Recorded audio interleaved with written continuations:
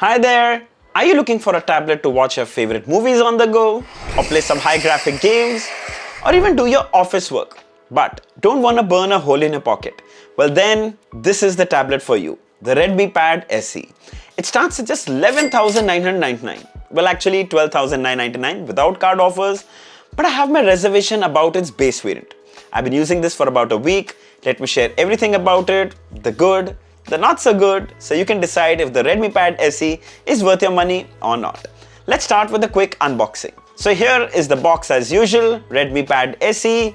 Some key features are mentioned behind. There's an 8GB, 128GB ROM variant. Inside, right on the top, we have the Redmi Pad SE, some paperwork that no one reads, a SIM ejector pin, a USB-A to USB-C charging cable, and a 10-watt charging adapter. Alright, let's have a closer look. Well, firstly, this is the lavender purple color, which I absolutely love. The frame and back are polycarbonate, but it's extremely well built and feels so premium. It's matte, so it won't attract any fingerprint or smudges either. Super slim at 7.36 mm and weighs just 478 grams. I must add, it's very well balanced and feels a lot lighter. You can spot the 8 megapixel rear camera on the top, then quad speaker setup, 2 on the left while 2 on the right, USB-C port, and even a headphone jack, which is always handy. Here is the power standby button, here's the volume rockers, some mics here for phone calls and video calls. Now that's not a SIM tray, but an SD card tray that can house a dedicated micro SD card for storage expansion up to 1 TB. Very necessary considering the top variant of this tab comes with only 128GB storage, which I'm sure will run out pretty quickly. Anyway, coming to the display. So we get an 11-inch Full HD Plus LCD display with a resolution of 1920 by 1200 pixels. Now even though it's just an LCD display, the colors are quite vibrant and punchy. Viewing angles too are mostly good unless you're seeing it from an acute angle. 90Hz refresh rate is good enough to provide a smooth user experience, though I would have loved to see 120Hz, but for a tablet under 15,000, it's more than adequate. Super fun to scroll. The bezels on all the sides are also quite slim, giving you just enough space to hold the tablet without blocking any real estate. On the top bezel is the 5 megapixel front camera. It's placed in the center, making it perfect for video calls. We tested it briefly and it was quite clear. Even with decent amount of indoor light, it did a good job. When it comes to watching movies, the pad will surely impress you. Firstly, the 16:10 aspect ratio is just perfect. Leaves no bezels while streaming content. Goes edge to edge. Looks absolutely amazing. Widevine L1 certification, so content from apps like Netflix and Prime Videos will play at full resolution. Then we also tested 4K YouTube videos and they played really well. No lag or stutter. But only remember, it will max out at full HD. Frankly, it's super clear and doesn't feel low res in any way. Also keep in mind, this is a full HD display, so even if it played 4K videos, the content would look absolutely identical. Coming to the audio. So we get quad speakers here with Dolby Atmos support. Let's see how they sound. That's what we should be talking about.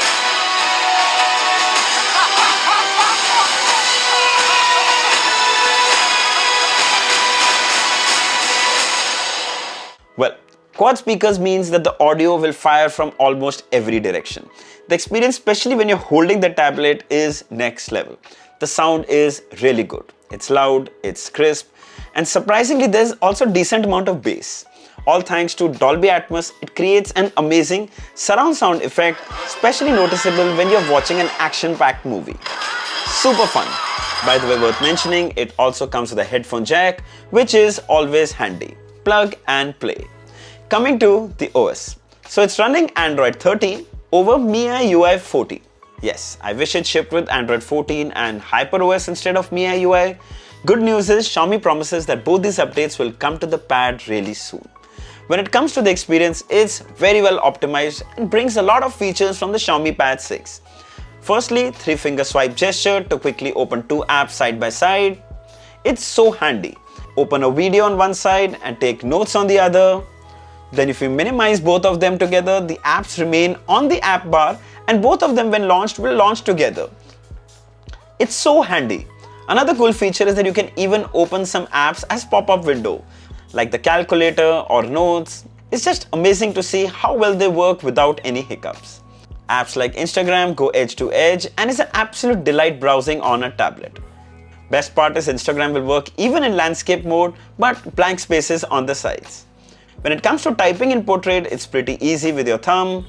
When it comes to typing in landscape, you can type like you're typing on a full-size keyboard, or you can make it into a small phone-like keyboard and swipe and type, or just separate the keyboard on two sides and now use your thumb to type. So cool. Let's talk about the performance. So it's powered by the Snapdragon 680 chipset. It's a mid-range chipset and the overall performance is pretty decent. It's smooth, it's snappy, you can open multiple apps without any lag. We didn't notice any app crashes either. In fact, we even installed the whole Microsoft Office suite like Word, Excel, and even PowerPoint. You can work on it right on your tablet even while traveling. The content looks amazing on the wide screen. Now the variant we have came with 8GB LPDDR4X RAM and 128GB storage with storage type eMMC 5.1, which for 2024 is kind of a disappointment. I would expect it to be a little more faster, but frankly, I installed apps and copied stuff. I didn't notice any drastic difference, so I don't see that as a really big deal breaker. Surely they're trying to cut corners to keep the price of the tablet as low as possible. Let's talk about gaming. Well, for starters, we tested BGMI. Well, it's so much fun playing a game like this on a big screen. We got about 45 FPS and it seemed to play really well. No lag at all. There were a few drop frames sometimes, but not very drastic. Very much playable. We played for about 20 minutes and didn't experience any unusual heating. Then we also tested Asphalt 9. Trust me, racing games are even more fun. Thanks to the built-in gyroscope and accelerometer, it's so much more immersive. Asphalt 9 played super smooth. The Pad SE is pretty solid for casual gaming. When it comes to the camera, the rear 8MP can take decent shots, but tablets aren't ideally designed for photography, so don't expect too much out of them. Yes, it comes with the built-in document scanner, which I use the most and works really well. Super handy. There you go, so clear. Coming to the battery. So the Pad SE comes with a huge 8000 mAh battery that would easily last me about 3 to 4 days if I'm using it for about 3 to 4 hours every day. It's also ideal to use for long flights as you get about 14 hours of continuous video playback on a single charge. Awesome. So it comes with a 10-watt charger in the box, which is a little surprising. I mean, it takes about 2 to 3 hours to fully charge. I understand, it's cost cutting and most people, it wouldn't really matter because they would be charging it overnight. Alright, final thoughts. So, the base variant of the Pad SE starts at just 12,999. Now that's with 4GB of RAM and 128GB of storage. Plus with card offers, you can get it for just 11,999, which is already a stellar price. Now, Redmi Pad SE is a device that will suffice for almost 90% of people who are looking to buy a budget tablet. But here's my suggestion. Go for at least a 6GB or 8GB RAM variant.